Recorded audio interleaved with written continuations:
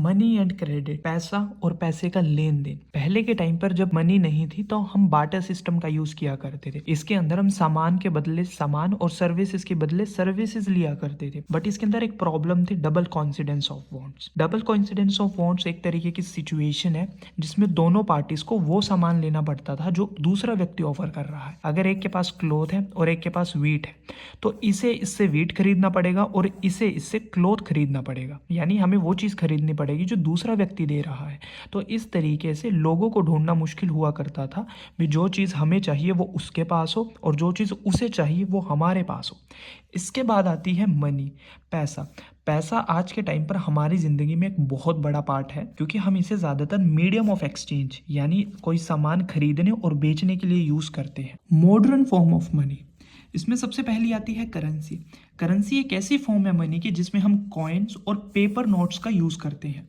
Currency क्या होता है? करेंसी एक ऐसी चीज़ होती है जो किसी कंट्री की ऑफिशियल अथॉरिटीज़ इशू करती हैं। जैसे इंडिया के अंदर आरबीआई करती है गवर्नमेंट्स के बिहाफ पर। जो भी नोट और कॉइन आरबीआई के द्वारा इशू किया गया है उसे हम करेंसी बोलेंगे। अब जैसे इंडिया की करेंसी है रुपी, जिसे आरबीआई इशू करता है। सो इंडिया के अंदर कोई भी व्यक्ति उस रुपीस के लिए मना नहीं कर सकता, वो हर एक को यूज करना पड़ेगा। तो हम रुपी को क्या यूज करते हैं? Medium of exchange. तो ये क्या हुआ? मनी। सेकेंड फॉर्म क्या है मनी की? Deposit with bank. वो पैसा जो हम बैंक में डालते हैं फ्यूचर खर्च के लिए। सो अगर हम कोई चीज एक्सचेंज खर्च के लिए यूज कर रहे हैं तो वो मनी है।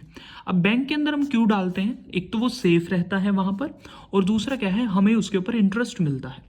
अब हर डिपॉजिट क्या मनी होता है? नहीं, हम सिर्फ डिमांड डिपॉजिट को ही मनी की फॉर्म बोलते हैं। ऐसा पैसा जिसे हम जब चाहे निकाल सकते हैं और जब चाहे उसे यूज कर सकते हैं। डिमांड डिपॉजिट यानी डिमांड पर निकाला जा सके हमारी। दूसरा होता है चेक फैसिलिटी।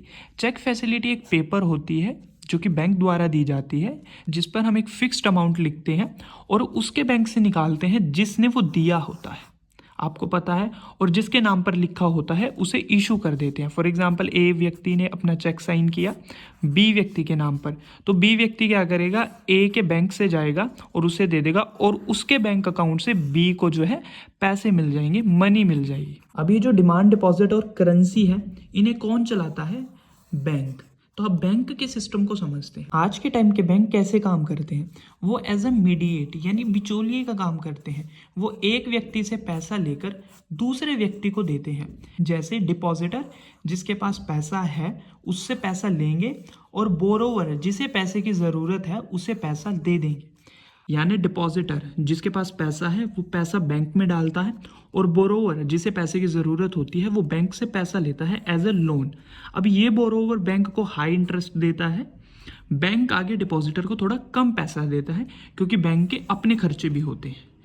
अब जो हाई इंटरेस्ट से यानी जो यहाँ से पैसा लिया है और जो यहाँ थोड़ा कम पैसा दिया है उसमें से जो पैसा बचता है, फॉर एग्जांपल इसने बोरोवर से 1000 रुपये लिए हैं एज अ इंटरेस्ट और उसमें से 400 रुपये उसने आगे इधर दे दिए, जो 600 रुपये बचते हैं यानी 600 जो रुपीज़ बचते हैं वो होती है बैंक की इनकम। वो बैंक अपने पास रखता है अपने एम्प्लॉयज़ के लिए। बैंक के चार्जेस, ये जितने भी बैंक को पैसा लगता है वो यहाँ से आता है बैंक के पास। अब ये बैंक पैसा देता किसे है और किस तरीके से वो देता है?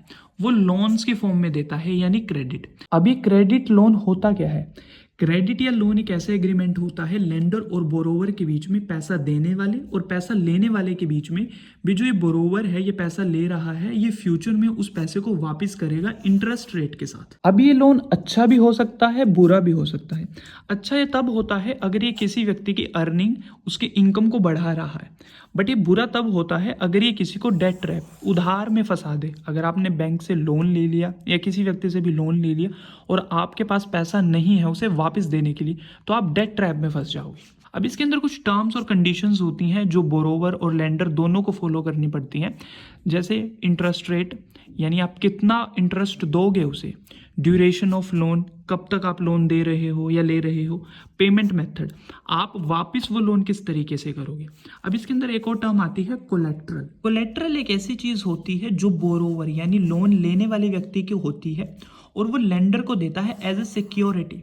जैसे बिल्डिंग हो जाती है, बिल्डिंग के पेपर्स, लैंड के पेपर या व्हीकल के पेपर, ये वो फ्यूचर पेमेंट्स की सिक्योरिटी के लिए देता है। वो लेंडर को कहता है आप ये चीज़ रखिए तब तक जब तक मैं आपको सारी लोन की पेमेंट वापस नहीं कर देता इंटरेस्ट के साथ। अब अगर बोरोवर पैसा वापस कर देता है, लोन वापस कर देता है तो ठीक है, अदरवाइज अगर बोरोवर फेल हो जाता है पैसा वापस देने में तो लेंडर के पास ये अधिकार होता है, वो उसकी जमीन, उसका जो कोलेट्रल है, जो भी उसने दिया है, उसे बेचकर अपना पैसा निकाल सकता है। अब जो लोन है ये क्रेडिट दो तरीके से मिलता है, फॉर्मल और इनफॉर्मल। फॉर्मल वो होता है जहां पर हम डॉक्यूमेंटेशन, पूरे terms, rules and regulations follow करते हैं, जैसे बैंक्स हो गया, कोऑपरेटिव्स हो गया। इनफॉर्मल वो होता है जहां पर कोई डॉक्यूमेंट यूज नहीं किया जाता, जैसे मनी लेंडर्स, ट्रेडर्स, यानी जो अड़ती होते हैं वो ये सामान देते हैं, फ्रेंड से, रिलेटिव से, यहाँ कोई डॉक्यूमेंट फॉलो नहीं होता, कोई रूल फॉलो नहीं होता। फॉर्मल और इनफॉर्मल को देखते हैं। फॉर्मल रेगुलेटेड और कंट्रोल किया जाता है आरबीआई के, यानी आरबीआई इनके लिए रूल्स एंड रेगुलेशंस बनाता है, ये उसको फॉलो करते हैं। यहाँ कोई ऑर्गेनाइजेशन रूल्स एंड रेगुलेशंस नहीं बनाती, यहाँ व्यक्ति अपनी मर्जी से सब कुछ करता है। इस पे जर्नली कम इंटरेस्ट रेट दिया जाता है, इस पे हाई इंटरेस्ट रेट, ये यूजुअली 9 to 12% ईयरली आपको ब्याज देना होता है। यहाँ पर 24% ईयरली से ज़्यादा आगे तक भी ब्याज जाता है। ये आपको इसीलिए दिया जाता है आप डेट ट्रैप में ना फंसे, यहाँ पर ज़्यादा चांस होते हैं डेट ट्रैप में फंसने के। यहाँ पर कोलेट्रल की यूजुअली ज़रूरत पड़ती है ज़्यादातर, यहाँ पर कोई ज़्यादा ज़रूरत नहीं पड़ती। इसका जो इंटरेस्ट है वो ईयरली बेसिस पर होता है, इसका मंथली बेसिस पर। यहाँ पर इसके एग्जाम्पल है बैंक्स और कोऑपरेटिव्स, यहाँ पर मनी लेंडर्स और ट्रेडर्स। हमने ये देखा जो इनफॉर्मल होते हैं, हमने ये देखा जो इनफॉर्मल सोर्स होते हैं लोन के, वो काफ़ी ज़्यादा रिस्की होते हैं, बट फिर भी गांव के लोग आज भी इनफॉर्मल के ऊपर क्यों डिपेंड है। सबसे पहला रीज़न ये है, जो बैंक्स हैं वो आज भी गांव के अंदर उतने अवेलेबल नहीं हैं जितने वो शहर के अंदर हैं, और गांव के जो पुअर लोग होते हैं उनके लिए कोलेट्रल अरेंज करना बहुत ज़्यादा डिफिकल्ट हो जाता है, क्योंकि उनके पास कोई भी महंगी चीज़ नहीं होती जिसको रखकर वो कोई लोन ले सके। और दूसरी बात, जो मनी लेंडर्स हैं वो लोन बिना कोलेट्रल के दे देते हैं। और फोर्थ, बैंक को जो है काफ़ी ज़्यादा डॉक्यूमेंट्स की और टाइम की रिक्वायरमेंट होती है, सो जिसके कारण वो ज़्यादा प्रेफर करते हैं इनफॉर्मल को, क्योंकि वहाँ पर इतने डॉक्यूमेंट्स और टाइम की रिक्वायरमेंट नहीं होती। हमने रिसेंट टाइम के अंदर ये देखा है, गांव के अंदर लोग नए नए तरीके बना रहे हैं लोन लेने के लिए, क्योंकि ये जो इनफॉर्मल सेक्टर है इसके अंदर इंटरेस्ट रेट बहुत ज़्यादा चार्ज करते हैं। सो इसके लिए गाँव वाले नए से नए तरीके बना रहे हैं, सोल्यूशंस बना रहे हैं, जैसे सेल्फ हेल्प ग्रुप, जिसे आज के टाइम पर कमेटी भी बोलते हैं लोग। इसके अंदर क्या होता है, 20 से 25 मेंबर मिलते हैं और ये मंथली सेविंग डालते हैं, 25 रुपीज़, 100 रुपीज़ और इससे ज़्यादा ये रेगुलरली इस पैसे को डालते हैं। और जब इनके पास एक इनफ अमाउंट ऑफ मनी हो जाती है, फॉर एग्जांपल अगर इनके पास 5,000 रुपये इकट्ठा हो गए या 10,000 रुपये इकट्ठा हो गए, तो ये उस मेंबर को दे देते हैं जिसे ज़रूरत होती है, और उससे बहुत कम इंटरेस्ट रेट चार्ज करते हैं। तो इस तरीके से वो ज़्यादा इंटरेस्ट रेट से बच सकते हैं।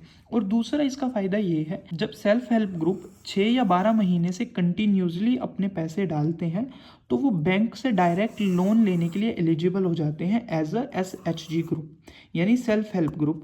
उसमें लोन पूरे ग्रुप को मिलता है और वो ग्रुप आगे उस लोन को डिवाइड कर देता है। सो ये था आपका चैप्टर मनी एंड क्रेडिट।